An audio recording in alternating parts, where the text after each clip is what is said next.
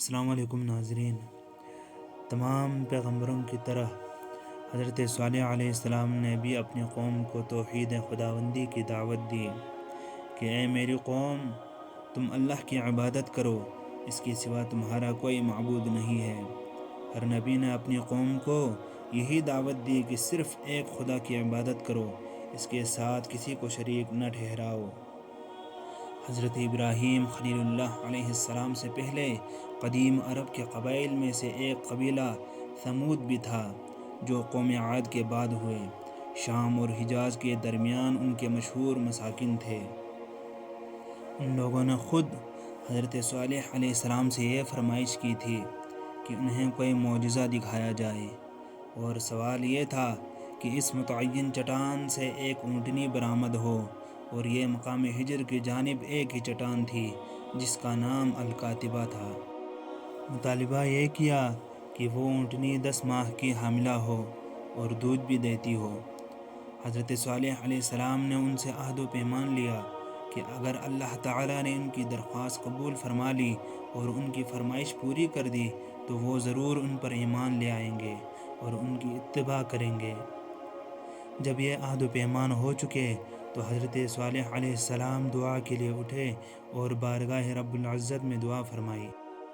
چنانچہ اس چٹان کو یکایک حرکت ہوئی، وہ پھٹی اور ایک اونٹنی اس کے اندر سے نکلی، جس کا پیٹ بڑا تھا، بال بہت زیادہ تھے، اور ان کی فرمائش کے مطابق اس کا بچہ اس کے پہلو میں حرکت کر رہا تھا۔ یہ معجزہ دیکھ کر ان کفار کا سردار جندع بن عمر اور اس کے ماتحت لوگ ایمان لے آئے۔ دوسرے اشراف ثمود نے بھی ایمان لانے کا ارادہ کیا، لیکن ذؤاب بن عمر بن لبید اور احبار، جو ان کے بتوں کا پجاری تھا، اور رباب بن سمعر بن جلیس نے ان کو روک دیا۔ نیز جندع بن عمر کا چچا زاد شہاب بن خلیفہ بن مہلاد بن لبید بن حراس، جو اشراف ثمود میں سے تھا، اس نے بھی ایمان لانے کا ارادہ کر لیا تھا، لیکن وہ بھی لوگوں کے کہنے میں آ گیا اور ایمان قبول کرنے سے رک گیا۔ الغرض اس اونٹنی نے بچہ دیا اور وہ ایک عرصہ تک اس قوم کے درمیان رہی۔ ایک کنویں سے ایک دن وہ پانی پیتی تھی اور ایک دن ان کے لیے چھوڑ دیتی تھی، اور وہ لوگ اس کے پینے کے دن اونٹنی کا دودھ دو کر پیتے تھے، اور جس قدر چاہتے اس دودھ سے اپنے برتن بھر لیتے تھے۔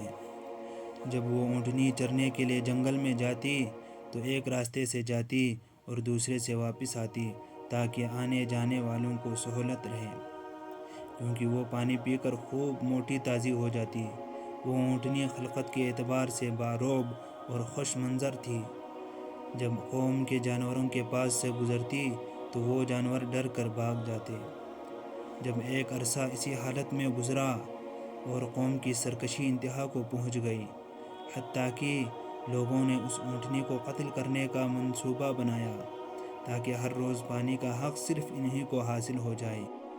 چنانچہ سب نے اونٹنی کے قتل کر دینے پر اتفاق رائے کر لیا۔ حضرت قتادہ فرماتے ہیں، جس شخص نے اس کو قتل کیا تھا، سب کے سب اس کے پاس گئے، حتیٰ کہ عورتیں بھی اور بچے بھی، سب نے کہا ہم اس کے قتل پر راضی ہیں، جیسا کہ اس آیت مبارکہ سے معلوم ہوتا ہے، یعنی انہوں نے ان کو جھٹلایا، اونٹنی کو قتل کر دیا تو اللہ تعالیٰ نے اس سرزمین پر ان کو ہلاک و برباد کر دیا۔ نیز فرمایا، یعنی قوم ثمود کو ہم نے اونٹنی کا معجزہ دیا اور یہ ان کی آنکھیں کھولنے کے لیے کافی تھا، لیکن ان ظالموں نے اس کے ساتھ ظلم کیا۔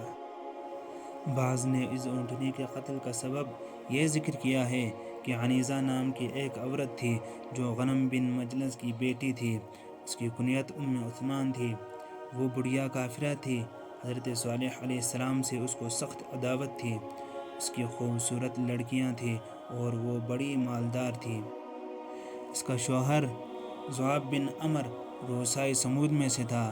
اسی طرح ایک دوسری عورت صدقہ بنت المحیا بن زحیر بن مختار نامی تھی، وہ بھی بڑی حسب و نسب اور حسن و جمال کی مالک تھی۔ یہ ایک مومن شخص کی بیوی تھی جس نے اس کو چھوڑ دیا تھا۔ ان دونوں عورتوں نے اس اونٹنی کو قتل کر دینے کا عہد کر رکھا تھا۔ چنانچہ صدقہ نے حباب نامی آدمی کو آمادہ کیا کہ اگر تم اس اونٹنی کو قتل کرو گے تو میں تمہاری ہو جاؤں گی۔ اس نے انکار کیا۔ پھر اس نے اپنے چچا زاد بھائی مصدع بن محرج بن محیا سے کہا تو اس نے حامی بھر لی۔ دوسری طرف عنیزہ بنت غنم نے قدار بن صالب بن جزع کو بلایا۔ وہ سرخ نیلا اور پست قد آدمی تھا۔ لوگ اس کو ولد الزنا سمجھتے تھے۔ لوگوں کا خیال تھا کہ یہ سالف کا بیٹا نہیں ہے جس کی طرف اس کو منسوب کیا جاتا ہے۔ یہ در حقیقت زیان نامی آدمی کا بیٹا تھا، حالانکہ اس کی ماں اس وقت سالف کی بیوی تھی۔ اس عورت نے اس سے کہا کہ تو اس اونٹنی کے قتل کے بدلے میری جو لڑکی بھی چاہے گا میں تمہیں دوں گی۔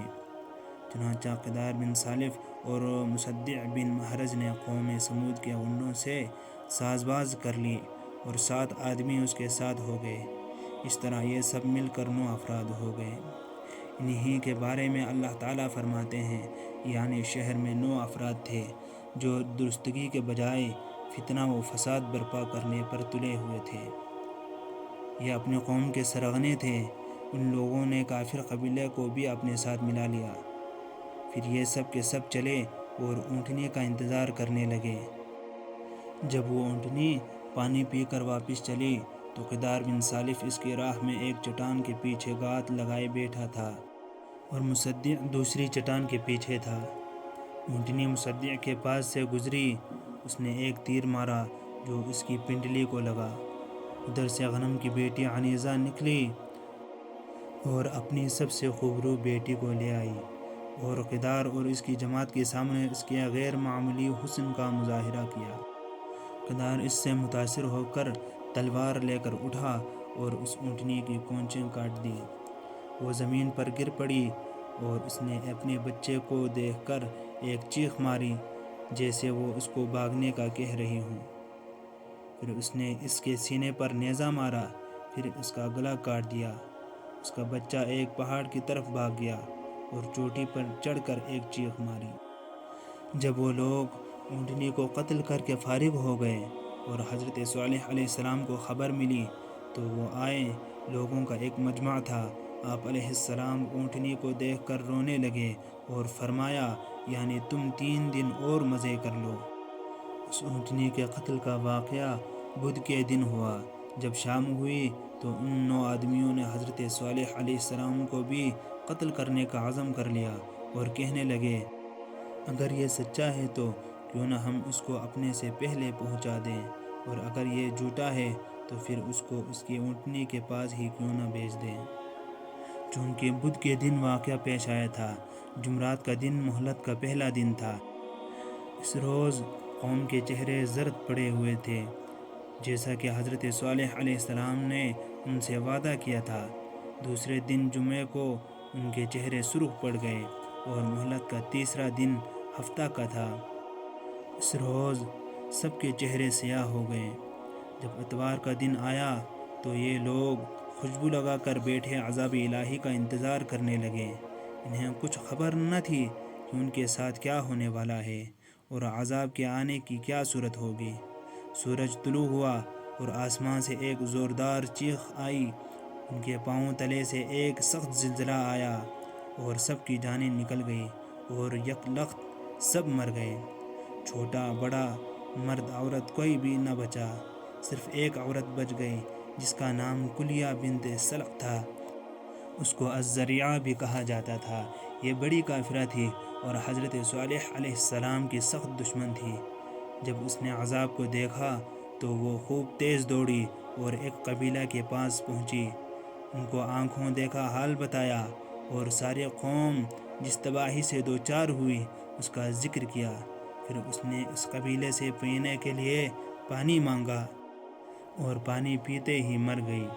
قوم سمود میں سے حضرت صالح علیہ السلام اور ان کے پیروکاروں کے سوا اور کوئی نہ بچ سکا۔ اس قوم کا ایک آدمی ابو رغال تھا جو عذاب کے وقت حرم میں تھا۔ وہ محفوظ رہا، لیکن جب وہ کسی ضرورت سے حرم سے باہر نکلا تو آسمان سے اس پر ایک پتھر گرا اور وہ وہیں دیر ہو گیا۔ کہتے ہیں کہ یہ ابو رغال طائف کے رہنے والے قبیلہ ثقیف کا جد اعلیٰ تھا۔ ناظرین، یہ تھا حضرت صالح علیہ السلام، ان کے قوم اور ان کی اونٹنی کا قصہ۔